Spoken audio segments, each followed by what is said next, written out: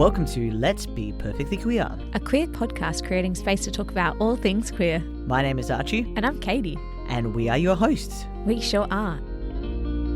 Questions of how you identify, seeking answers to clarify. Whether you're queen or somewhere in between, let's be perfectly queer. Just cutting in to say a quick trigger warning. In this episode, we're going to be talking about sexual health, genitalia, and sexual assault. So if this is not for you, maybe it's time to skip this episode and try one of our other ones. You got to say hosts sometimes. It's such a weird word to say. We are your hosts. Yeah, just like hosts. It's Yeah. hard. It's a hard one, isn't it? Yeah, so every time I get to about to say host, I always like stumble a little bit because I'm like, it's a really hard word to say when you're over focusing on it. Yeah, fair. Yeah. I like the fact that I do the bit that I do. No, I get it, but you could always just add I know. hosts. No, in the end. I was meaning every now and then I do nearly stumble, like I nearly stumbled on that one. Yeah. And I'm like, it's a stumbling day. The universe is telling us not to record. There's been some challenges, but we're here. We're queer. Get over it. My shirt's fluffy. Oh, honey. You know how I am with fluff. Yeah, you are. Fluff, cat hair, dog hair. Why do we have so many animals? I know, Because we right? love them. Yeah, basically. Yeah. Okay. Are you okay? Yeah, I'm alright. Okay. I'm dealing. Love Slightly. it. Okay. Yeah. So what are we talking about? this week, we're going to be talking about sex education. Like the show? Not the movie. Not the movie? There's a movie? Not the show. I'm sure it will be a movie at some point in time. I'm sure at some point they're going to turn it into a movie. Yeah, totally. Hmm. But no, we're going to be talking about specifically education of sex in our school systems. Okay. Because I think it's such an interesting topic. And after we were talking a couple of weeks ago about how there's been an amendment to the bill and there was that period bill that says we can't talk about reproductive health in school. Yep. And I've been thinking about it since then. And it's kind of just sparked an interest in my mind and thinking about what we learned when we were in high school and how important it is having appropriate sex education in high school. Correct. Or just primary school because people are having periods younger. And we need to know about this. There are so many unplanned pregnancies out there with abortion being illegal in a lot of different states in America. The only way to actually get people understanding how important pregnancy is or how important safe sex is to talk about it. You're 100% correct. I know I am, which is why I do this topic. Yep. Anyway, before we start, is there anything that you would like to chat about? Anything that's popped into your head? Anything that you would like to... Nah. But when talking about movies and like, possible movies, did you hear there's going to be like a High School Musical 4? Oh, gosh. Yeah. Who's going to be in it? Oh, I would love it if they brought Vanessa Hudgens and Zac Efron No, so Zac back. Efron, Vanessa Hudgens, and who was the person who played Sharpay again? Ashley Tisdale. Yeah. None of them are coming back. So it's not really a High School Musical without those. It's not, but I also, like, everyone looks very different. I think Yeah. Vanessa Hudgens and Ashley Tisdale look the same, but Zac Efron looks like a totally different person that if you even brought him back to do...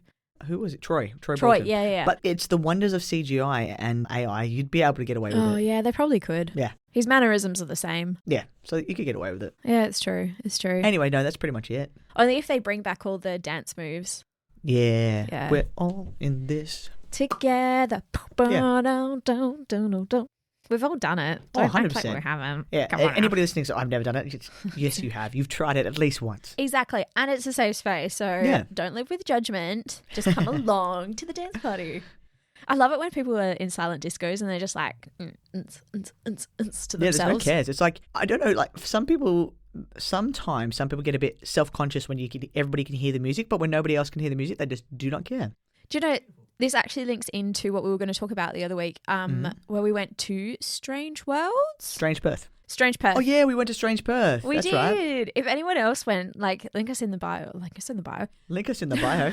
Pop it in your comments. We saw some great artistic talent out there. It was so interesting. It was very, very cool. We spoke about this, I really like the ones that were very like hands-on and kinesthetic and things you can touch and and where you can impact on the actual artworks. And it reminds me of Team Labs and stuff, what they're doing over in Japan. Yeah. So it's very your part of the work as well. It wasn't to the level of Japan, but it's kind of cool to be able to move things and touch things. And Yeah, it was true. So just to sum up again what Strange Perth was, it was there are some empty stores around the centre or in Perth CBD, and that were taken up space by artists who had artworks showcased there, which happened to be a lot very immersive art where you could walk through and interactive, like you were saying. Sometimes it was just displays that you could look at, but they were all very eclectic and very diverse and kind of questioned what art is and like how is art. And some of them were really annoying. It was just like noises, and they were overstimulating, and we just couldn't. There's some we were going to walk into, and it was just too stimulating. Yeah. But then there's some really cool ones. So my favorite one was either the VHS store. That was really cool because the person there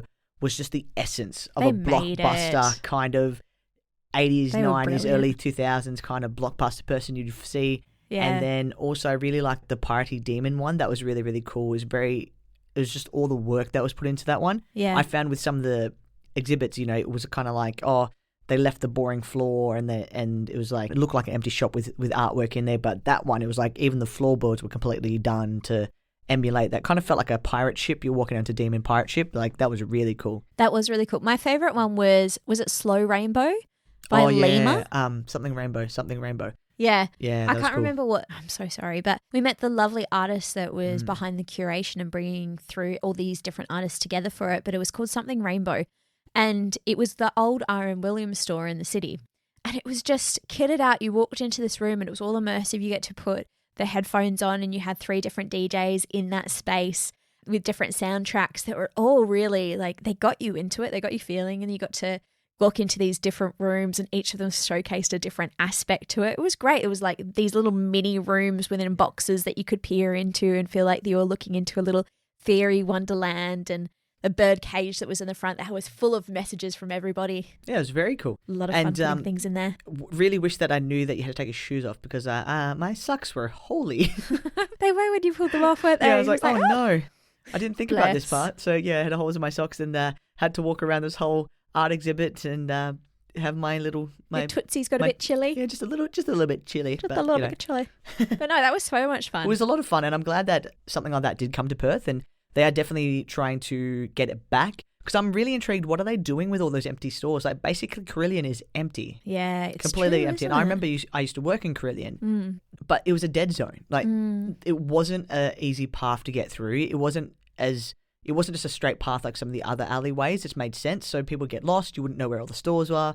But it's empty. It's just completely empty. So what are they doing there? Yeah. I guess it's just a watch this space kind of deal, and we'll see what happens in the next coming years, because you can't leave it empty forever. It's the centre of the city. Yeah, and they're wondering why nobody's going to the city. It's like you're not having as many stores as you used to have. There's nothing there. There's nothing open. No, and people used to go there because of the amount of stores you used to have. And, back in the day, it was one of the only places you could go for Myers and David Jones, and now they're everywhere. It's an interesting point. We'll see what happens. Hopefully they bring some life back into it, but I really like how art's coming back to Perth and how things are being utilised. It was really cool. Yeah, and when we were talking to that lovely person who created the Rainbow Place, Lima, they were talking about the fact that, not much happens in winter in Perth. So it was nice to have something for the winter time. Yeah. It was, wasn't it? Yeah. But we have had stuff for the past couple of years. It's just that whole thing of like braving the elements, because when it rains here, it rains. Yeah, and it's miserable. You don't want to go out. You know what? There's going to be all these UK listeners and be like, you don't know what rain is. And we're like, yeah, I guess. Yeah, this is exactly it. It's true. Yeah. That's an sporadic rain. Anyway, so we're doing sex education this week. Mm-hmm. And I thought, like we were saying for what's come up in the previous weeks about this new legislation in America, it's just something that I've actually always been passionate about. Mm-hmm. Is people understanding their bodies and understanding how they feel. And there's so many different things apart from just anatomy that comes into it. And a lot of people feel uncomfortable about it. Yeah. I think there's been a lot of relationships I've had in the past, as well as a lot of friends that I've had in the past, don't understand anatomy that we've got between our legs and how that changes and how it shouldn't be a taboo topic. Yeah. So I've always thought that it's a very important thing. And it's one of those things that if you don't know how to articulate it, there's so many negative connotations behind that as well. Anyway, so I'm going to get into the definition, and I specifically wanted to look up what in America they were actually counting as sex education. So I went to the American Academy of Pediatrics because really that's where you want to go all in all. It said that sex education needs to be utilised in an evidence-based, medically accurate curriculum that is adapted for youth that includes those with disabilities. Oh, cool. Right? I thought that was really forward because there's not much in the space when it comes to disability and understanding how that is impactful to your sexual journey. Yeah, I've never actually thought about that, and I've never seen that embedded in curriculum before. Yeah. So it came into having 6 fundamentals to the topic. So the first one was human development. So that was looking at anatomy, puberty, body image, sexual orientation, and gender identity. Second one was looking at relationships. So families, peers, dating, marriage, and raising kids. Yep. And I thought, initially when I looked at the marriage and raising kids, but I thought, no, that's actually, it's such fundamentals because nobody teaches you how to raise kids as a basis when you're younger. Mm-hmm. And there's a lot of teen pregnancies happening. So it needs to actually happen earlier about what your expectations are. There's all these people who have young marriages and it's not really understood what your expectations for marriage are because it's based around different attitudes and maybe more family or more cultural or more religious basis. For the third one, looked at personal skills, so values, decision-making, communication, assertiveness, negotiation, and help-seeking. This is all in sexual health. Very interesting. The fourth one was sexual behaviours, so abstinence, masturbation, shared sexual behaviour, pleasure from sex, and sexual dysfunction. So number 5 was sexual health, looking at contraception, pregnancy, prenatal care, abortion, STIs, HIV, sexual abuse, assault, and violence. And number 6 was society and culture, looking at gender roles, diversity, and the intersection of sexuality in the law, religion, media, and arts. I thought that was great. I thought it encapsulates everything that you really should be seeing in sexual health and everything that affects throughout your life. Not just it being pregnancies, not just being sexually transmitted infections, not just being the things that are immediate. It's looking at your sexual health throughout your life, as well as the values and ideologies that will follow you forever. Mm-hmm. And sexual assaults as well, because that's something that's not taught. I think it's only in recent years that we've really had this consent understanding and having informed, enthusiastic consent. Yep. And it's just been such a sad thing that it's come to this stage. And now it seems to be going out of our curriculums again. Consent's not. Consent is part of the curriculum in Australia. I'm not sure if it's the same way in the US, but every year they have to do a consent talk and it's part of the curriculum where they actually talk about it in health ed. And it's good. I'm glad. Yeah. So if you were creating a curriculum of comprehensive sexual education, what kind of things would you include? I have no idea because I'm not qualified. I'm not qualified enough to be able to say, hey, I'm going to include this, I'm not going to include this. Oh. So I don't feel like You don't want to... Okay. Not particularly because I don't have enough information or knowledge to be able to say this is what I would say or this is what I'd talk about. Sure. That's all right. That's all right. I respect that. The kind of things that tend to be included, which is really good because I think it needs to be, like we were looking at the Pediatric Society, it needs to be quite broadened. It needs to cover a lot of different things. Like we were saying, there's a lot of facets that affect it. So good sex education, the great effects that it has is that it increases the rates of contraceptive and condom use. Yep. Because, of course, you're understanding why you need to use it. And people put it on the flip side and be like, well, if they know how to use condoms and if they have access to condoms, then they'll end up getting pregnant. But I'm like, well, if they're already having sex and finding a condom, they're going to find an alternative in which they'll either use the pull-out method, which is not effective. No. Or they're going to do makeshift things, which also could harm them. Or they're just going to end up getting pregnant anyway. So what's the bad point to supplying a condom in a safe environment and them actually being able to use one? That's like saying, hey, you're going to ride a bike, wear a helmet. Do you know what I mean? Well, if we don't give them a helmet, they're not going to ride a bike. No, they're going to ride a bike anyway, but the helmet just protects them a little bit more. Totally. If you have understanding about condoms and contraception, then you have less unplanned pregnancies, you have less STIs, you have less HIV because it's transmitted through blood. And then you also have delayed initiation of sexual behaviour. What's that? So it means that you may not have sex as earlier as people who don't have sex education. So if you understand that the ability, like if you understand why to have sex, you understand the values behind having sex, then it can give you the idea of being like, well, if I don't want to have sex, I'm not being forced to have sex because I understand what I want. And sometimes that gets taken away and being like, well, you have to have sex. If the education is not there behind it's your body, it's your choice, you have to have enthusiastic consent. It also, having comprehensive sex education, it enhances your understanding of gender as well as sexuality. Because if you think about it, you can have all these movies talking about gender diversity. You can have all these movies having sexual content in them. But you don't generally have, and granted, like a lot of parents are not very good at sitting down and being like, well, this is what this means. It's an uncomfortable situation. I don't blame people in not wanting to sit down with their child and being like, all right, so this is what a penis does, and a penis goes in here, and there are a lot of different ways to have sex. And also the talk about gender is that if you don't come from somebody who's gender diverse, or maybe not necessarily have gender diverse people around you, you might not know how to open up that conversation. Mm-hmm. And without having the resources of where to look for them means that there's a high potential that it might be ill-informed, or they just miss out on that topic altogether. And then we lead to people coming out later, or people remaining in the closet for a long period of time, people not understanding or identifying with who they might actually be. Like, there's all these other things that factor into it. It also talks about promoting healthy relationships and communication skills. And I thought that was great because I don't know about you, but when I was younger, I didn't really have healthy relationships that were out there that I could see, that I could really look at and be like, oh, that's what I want my relationships to look at.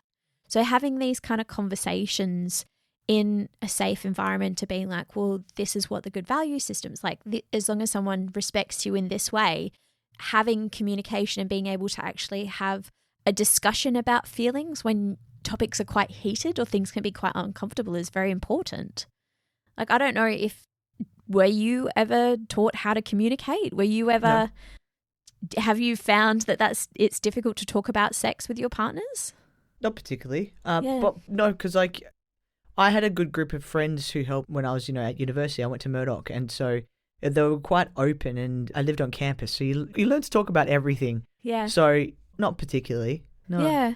Well, the thing is, I've never really talked about sex with friends. It's not something. No, not the explicit details and being like, well, this is how we have sex, or this is what feels pleasurable, or masturbation, or that kind of stuff. Yeah, but maybe not to that exact level. It also says that comprehensive sex education should have how sex is portrayed in the media as well as social media. Mm-hmm. And if you just look at what the media portrayals of sex is very different to what real sex is. And even if looking at porn, it's very different to what expectations are sex as. And if you're using that as your test of what should be and what shouldn't be, then it can lead you to quite a warped ideology of how sex should be. Like, where do we derive pleasure? What is normal? What isn't normal?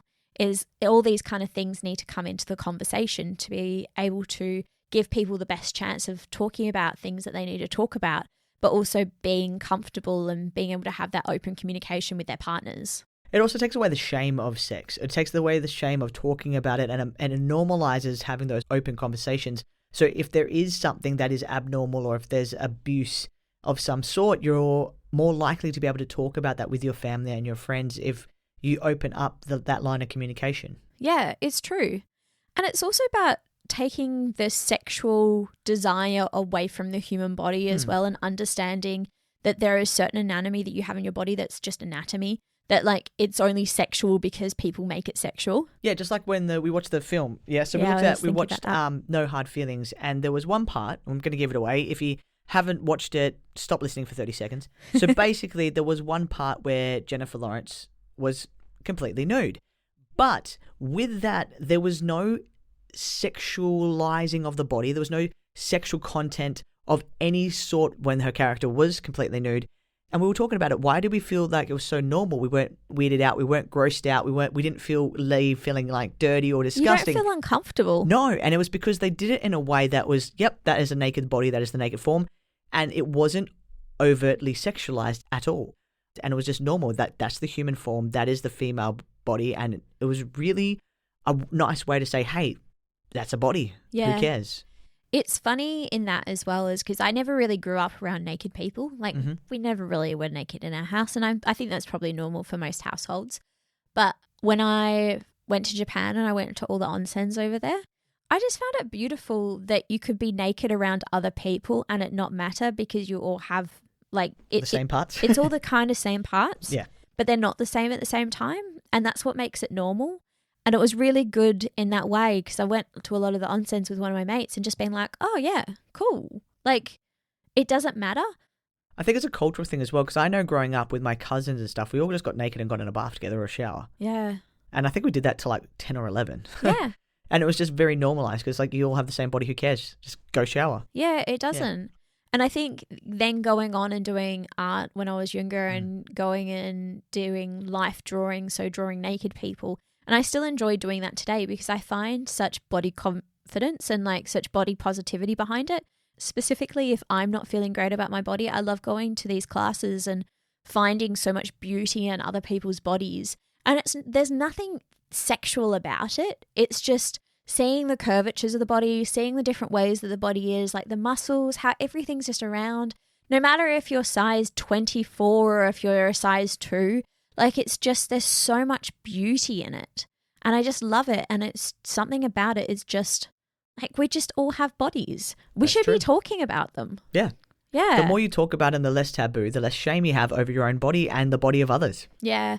So with lack of education, these kind of topics become taboo, which is never a good thing. It's where you start seeing the rises of unplanned pregnancies, you see rises in STIs, you see rises in HIV, which there's a lot of HIV even around Perth these days, and I don't think people realise it.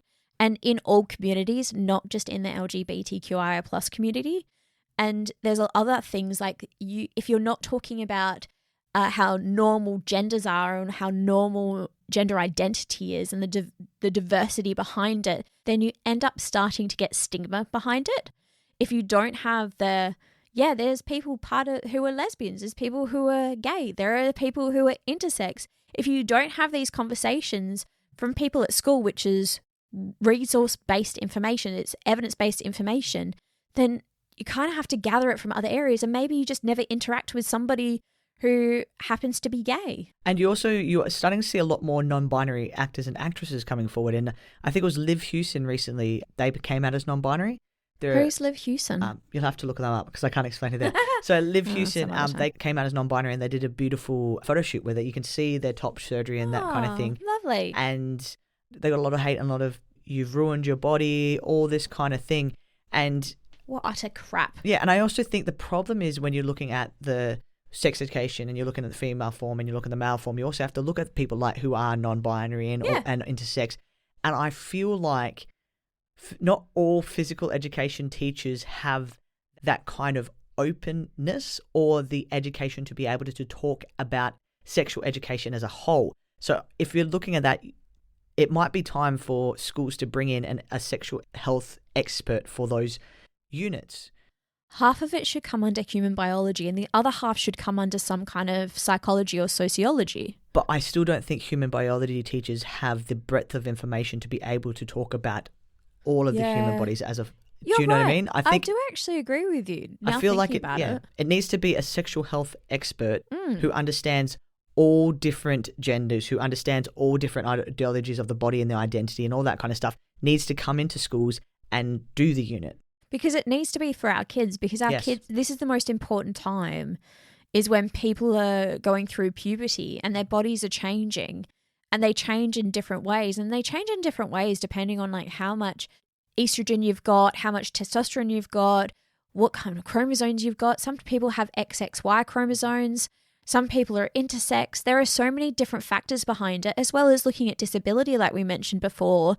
That's a huge factor in it as well. That these kind of things are all bypassed because it's just all we look at is putting a banana on a condom sometimes. They still do. And they don't go into the amount of detail that you need to be going into. And if you're looking at, people with disability and you're looking at people with different chromosomes, because I know when I was growing up, I felt abnormal. Imagine someone who's intersex sitting in a classroom and not feeling like anything aligns with them. You're alienating them. That's it. You're alienating them away from the rest of the class. So they're already going to feel uncomfortable because they're going through puberty. And then you're adding on this element of this is normal health education and this is not. I know that now in schools they are starting to talk more about LGBT relationship. They said that, it's part of the thing that they are adding that into the health ed curriculum. And they talk about relationships can be male, female, or non-binary. And they are bringing that into the Australian curriculum. I'm not sure if all schools are, but it's meant to be coming in. But again, not everybody's comfortable in having those conversations. So kids are like dogs in a sense. They can smell when you're not comfortable. Yes. And so if you're not comfortable talking about a topic like that, they're going to know it. And then you're going to unfortunately, without realizing it, alienate the students who may be non-binary, intersex, asexual. And yeah.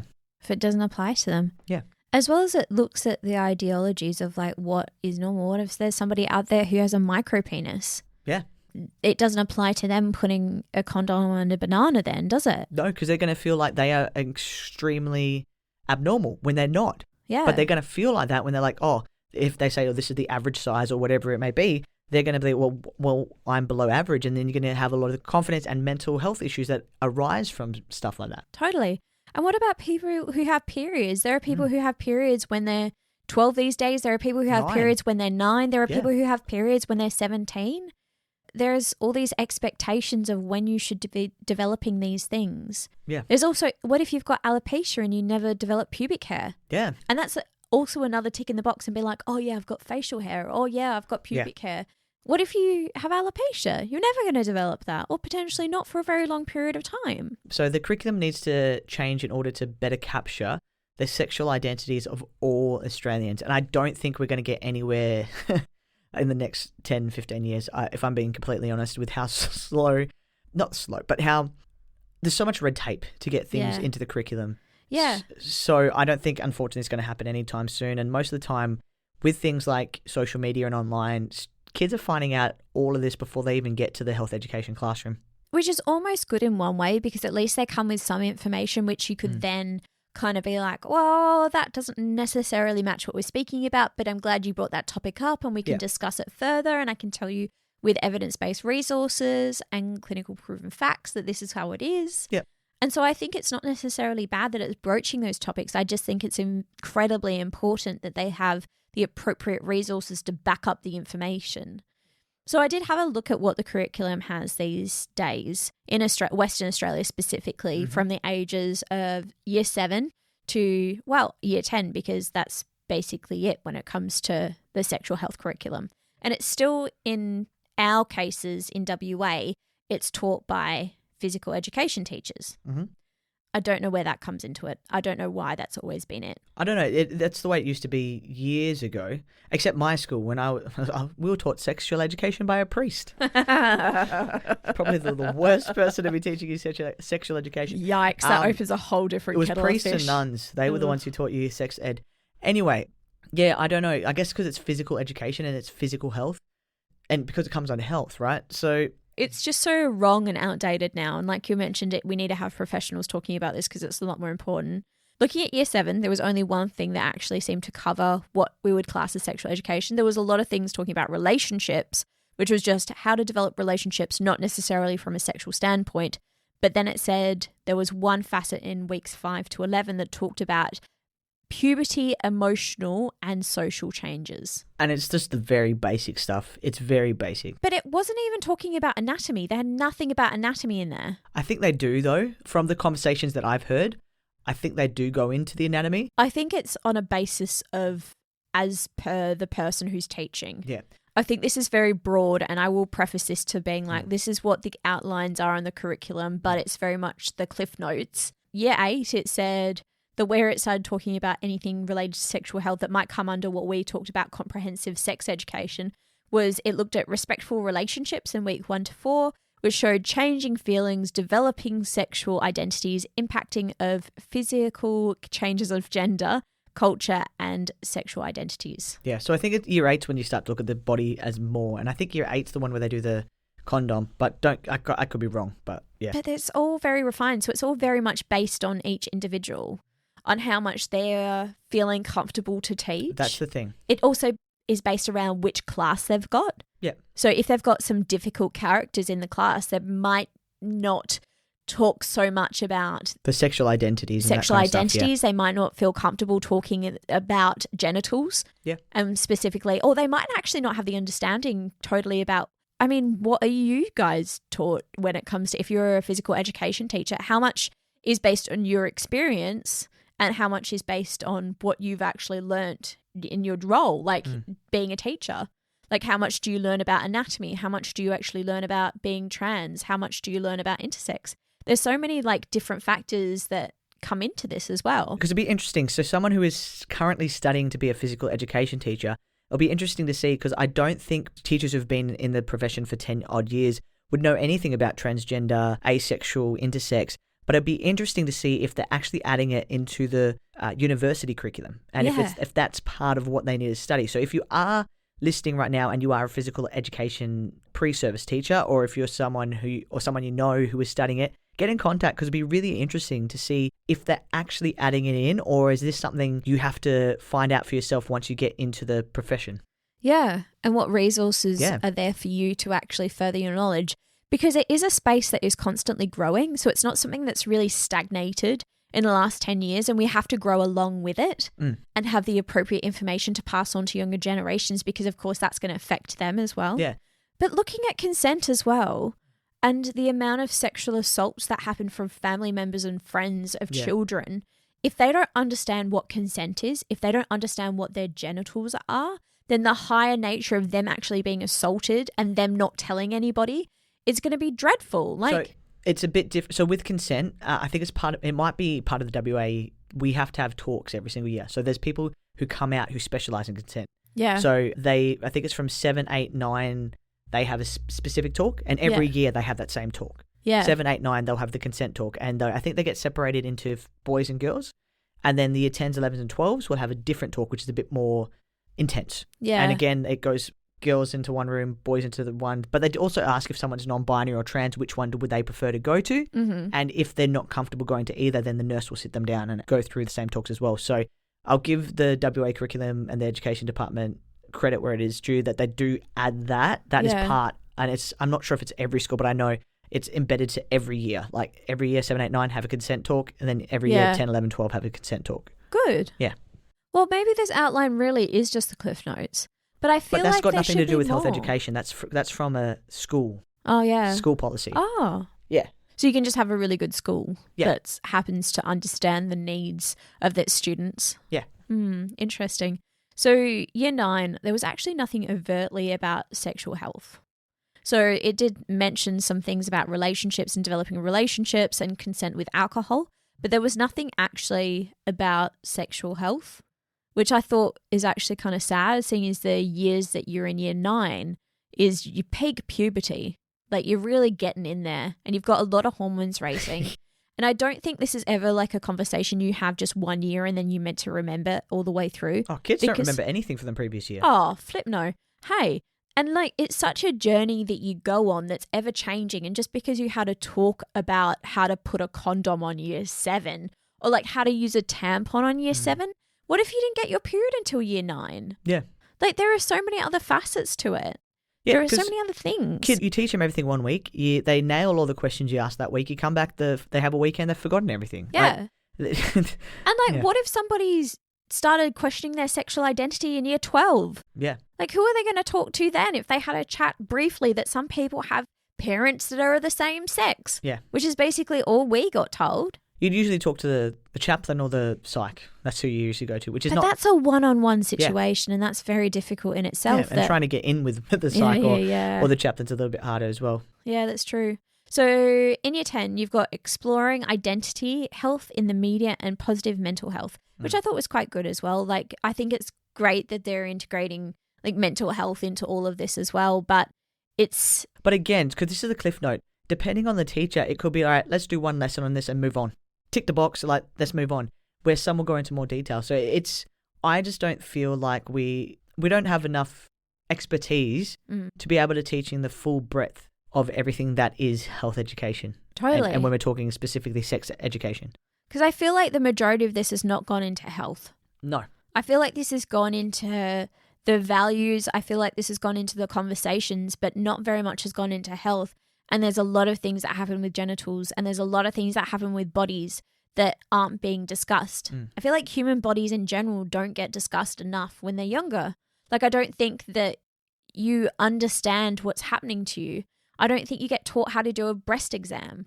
No. I don't think you get taught what kind of discharge comes out. I don't think you get taught what genital warts specifically might feel like when it's starting off and not thinking that you're going to die. Or like that it's actually just an ingrown hair sometimes rather than a genital wart. There's so many different things that it needs to be, you need to have these conversations, because some people come from backgrounds that they can't have these conversations with their family or friends. And then it's like, well, where are you getting your information from? Yeah. Google. Or they're getting their misinformation Yeah, exactly. from their like family or friends or something like that as well. It's just it's an interesting topic, isn't it? And it's one of those things that like it's hard to know what to go and what not to go. Like, and what I mean by that is like there's so much that you could talk about. You could talk about what kind of different sex that people have. You could talk about polyamory. You could talk about the fact that people have anal, that some people don't have anal and happen to be in same-sex relationships as men. There are a lot of things that are normal that you could talk about, but then how much do we talk about? And I don't think it's ever bad having the conversation or being able to express that a conversation is there and open that arm and being like, hey, if you want to have it, let's discuss. See, but the hard part there is parents.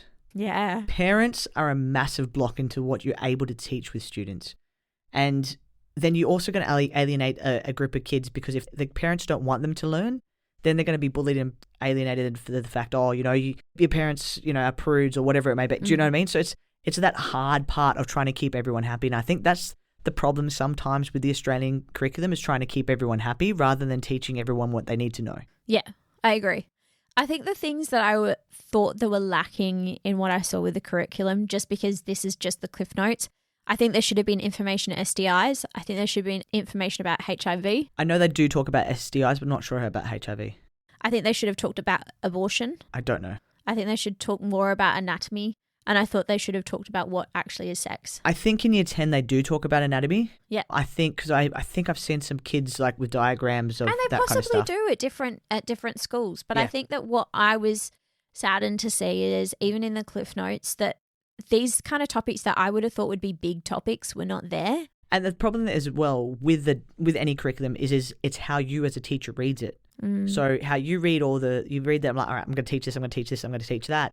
So everybody, like, obviously you do have to try to moderate and try to get on the same page as another school, but it's not going to always be identical. Yeah, it's true, isn't it? And I guess this links into one of my last points, is that there are resources out there that you can get that aren't necessarily just like Pornhub. No, and that's what health expos are for as well, because Yeah. you have the outside communities and people who are experts in the field of specific parts about health education, who can come in, and whether it's the specific about, your exercise and your body in that way, or if it's about sexual health, or if it's about gender. So that's because I know that Freedom Centre will come to all the health expos and that kind of thing. So it all depends.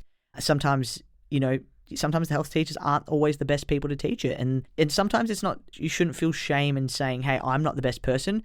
I'm going to go to my holler and say, hey, can I bring an expert in for this subject, because I'm not comfortable that I will do a good enough job. And I feel like sometimes teachers are too scared, a fear for losing their job, fear of being ridiculed by their peers for not knowing enough, that sometimes they're too scared to say, hey, I'm not good enough in this field. Could I bring in an expert? Yeah, but we can't be specialists in everything. No, I know that. Yeah, it's true. It's a very good fact. Yeah.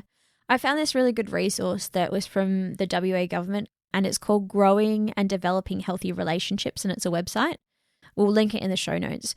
It had all these different resources, and so you could look up depending on who you were and who you wanted your target audience to be. So it was lower school, upper school, had the different years. There was some for teachers, there was some for parents. It all depended on what you wanted to target. And it was really good because it enabled you to actually look at what you wanted to have.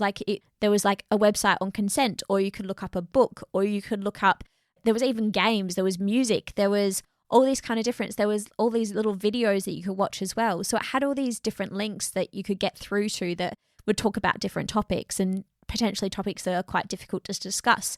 So if you are somebody who's having trouble with finding information about this, there is a lot of things that we will link in the show notes to get you that information, because it is so important, totally independent of what your background is. Utilizing them for yourself, as well as utilizing them for your children, or if you're a teacher, for your students, or just anybody who's questioning, who needs some more support or just needs evidence-based resources. Like, these are really good. I think I've heard of this website. So I think schools might be using it, or they might have been encouraged to use it, because I've heard about the website before. Yeah, it's great. You literally could pick your topic and it would be like consent, or it could be sexual identity.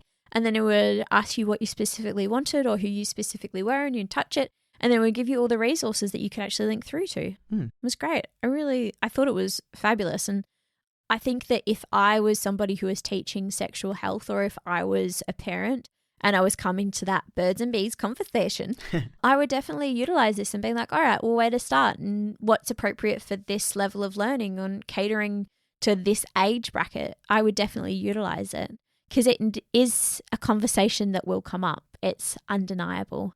I don't specifically remember having that conversation with my parents, but I'm sure it happened because my mum's a nurse. It's inevitable. And I never really felt uncomfortable talking to my mum about it. But I do remember how brief it was in sexual health. And I remember it only being one conversation or one lesson that we ever had about what condoms were and what genitalia were. And I remember this horrible slideshow of like genital warts. We're all like, eh! We watched a birthing video. Oh, did you? On a VHS tape. Gosh. With a priest playing it. This is what it is, guys. PTSD. It's like, don't have sex. So, yeah. The priest will know. Oh, gosh. Anyway, so thank you for listening. I think it's very important. And if you are struggling or if you do want to know further, like I said before, we'll link it in the show notes. But yeah, feel free to send us a message about it. Yeah. We're always open and we would love to help you out how we can. Yeah, and if you'd like to add your voice to the topic, just let us know because we can always add your voice and what you think about everything. And yeah. Don't forget to rate, review and subscribe. Yeah, if you liked us. If you like what you heard, please rate, review and subscribe.